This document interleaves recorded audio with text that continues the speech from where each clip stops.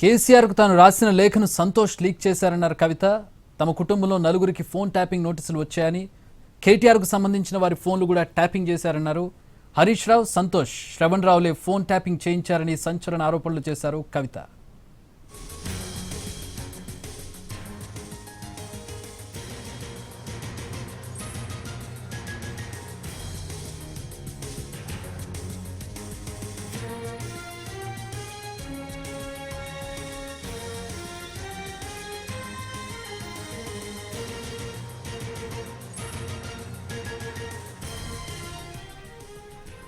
Phone tapping కేసుకు సంబంధించి కవిత వ్యాఖ్యలు చేశారు. కేసీఆర్కు తాను రాసిన లేఖను సంతోష్ లీక్ చేశారన్నారు కవిత. తమ కుటుంబంలో నలుగురికి ఫోన్ ట్యాపింగ్ నోటీసులు వచ్చాయని, కేటీఆర్కు సంబంధించిన వారి ఫోన్లను కూడా ట్యాపింగ్ చేశారన్నారు. హరీష్ రావు, సంతోష్, శ్రవణ్ రావులే ఫోన్ ట్యాపింగ్ చేయించారని సంచలన ఆరోపణలు చేశారు కవిత.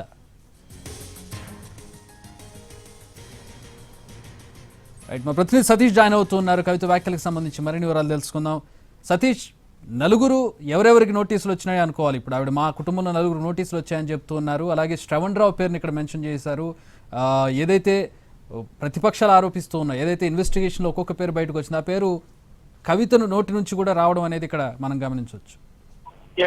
చక్రి, మీడియా సమావేశం తర్వాత కవిత చిట్ చాట్ చేసింది. చిట్ చాట్ లో చాలా కీలకమైనటువంటి వ్యాఖ్యలు కవిత చేశారు. ప్రధానంగా ఆమె లేఖకు సంబంధించి ఆమె మొదటి నుంచి కోరుతున్నటువంటి విధంగా బీఆర్ఎస్ పార్టీకి సంబంధించిన వాళ్ళే తన లేఖ, కేసీఆర్ చుట్టూ ఉన్నటువంటి వాళ్ళే తన లేఖ లీక్ చేశారని చెప్పినటువంటి కవిత, లేఖ లీక్ చేసింది సంతోష్ రావు అంటూ ఆమె చెప్పడం జరిగింది. దాంతో పాటు మరొక కీలకమైన వ్యాఖ్యలు చేశారు. ప్రెస్ మీట్ లో చెప్దాం అనుకున్నాను, నేను మర్చిపోయానంటూ ఆమె ఆన్ రికార్డ్ చేస్తున్నానంటూ కూడా చెప్పడం జరిగింది. ప్రధానంగా ఆమె ఇంట్లో ఉన్నటువంటి వాళ్ళ నలుగురు, ఆ నలుగురివి ఆమెతో పాటు రెగ్యులర్ గా ఉండేటటువంటి నలుగురు ఫోన్ ట్యాపింగ్ చేయడం జరిగింది. దాంతో పాటు కేటీఆర్ తో పాటు ఉండేటటువంటి మరొక నలుగురి కూడా ఫోన్ ట్యాప్ చేశారని చెప్పింది. ఈ విధంగా అంటే రైతుతో పాటు కేటీఆర్ ఫోన్ ట్యాపింగ్ కూడా చేయాల్సిన అవసరం ఏమొచ్చింది? ఆ ట్యాపింగ్ చేసినటువంటి వాళ్ళలో కీలకంగా సంతోష్ రావు, హరీష్ రావు, దాంతో పాటు ఆ శ్రవణ్ రావు, ముగ్గురు ఉన్నారు. ఈ ఫోన్ ట్యాపింగ్ వెనకాల వాళ్ళ హస్తం ఉంది అనే విషయాన్ని చెప్పడం జరిగింది. ఈమెతో పాటు వీళ్ళ ఇంట్లో ఉన్నటువంటి నలుగురు, అదేవిధంగా కేటీఆర్ ఇంట్లో ఉన్నటువంటి నలుగురు ఫోన్ ట్యాపింగ్ జరిగినటువంటి విషయం తమకు ఇక్కడ ఈ మధ్య కాలంలో విచారణ చేస్తున్నటువంటి అధికారులు ఫోన్ చేసి విచారణకు రావాల్సిందిగా అని అడిగినప్పుడే తమకు సమాచారం తెలిసిందని, ముందు కొంత డౌట్ ఉన్నప్పటికీ కూడా తర్వాత తమకు సమాచారం తెలిసిందనేటటువంటి విషయాన్ని ఆమె చెప్పడం జరిగింది. ఆమె తమ అధికారంలో ఉన్నటువంటి తాము, తమ ముఖ్యమంత్రి బిడ్డగా ఉన్నటువంటి తనది, ముఖ్యమంత్రి కొడుకుగా ఉన్నటువంటి కేటీఆర్ది కూడా ఫోన్ ట్యాప్ చేయాల్సినటువంటి అవసరం ఆ సమయంలో ఎందుకు వచ్చింది? ఈ ఫోన్ ట్యాపింగ్ పూర్తి వ్యవహారంలో కేసీఆర్ కి ఎలాంటి సంబంధం లేదు. ఫోన్ ట్యాపింగ్ పై బయట చర్చ జరుగుతున్నటువంటి ఈ సమయంలో ఫోన్ ట్యాపింగ్ లో ఎలాంటి సంబంధం కూడా కేసీఆర్ కి లేదు. కేవలం సంతోష్ కి, హరీష్ కి, అదేవిధంగా శ్రవణ్ రావుకే ఉంది అనే విధంగా కూడా ఆమె చెప్పడం జరిగింది. ప్రధానంగా ఆమె చేసినటువంటి ఈ కీలకమైనటువంటి వ్యాఖ్యల్లో ఏదైతే మీడియా సమావేశంలో మాట్లాడినటువంటి వ్యాఖ్యలతో పాటుగా ఇప్పుడు గతంలో ఆమె ఏదైతే మొదటిసారి తన తండ్రికి రాసినటువంటి లేఖ లీక్ అయినటువంటి సమయంలో మాట్లాడినటువంటి మాటలు అప్పటి నుంచి కూడా లీక్ ఎవరు చేశారో చెప్పాలని కోరుతూ వస్తున్నటువంటి కవిత లేఖ లీక్ చేసింది సంతోష్ రావు అంటూ చెప్పడం జరిగింది. సతీష్, అంటే ఇప్పుడు ఇంకా సిబిఐ ఇన్వెస్టిగేషన్ స్టార్ట్ కాలేదు కాబట్టి కాళేశ్వరానికి సంబంధించి ఆవిడ వ్యాఖ్యలు ఆన్ రికార్డ్ కనబడుతున్నాయి.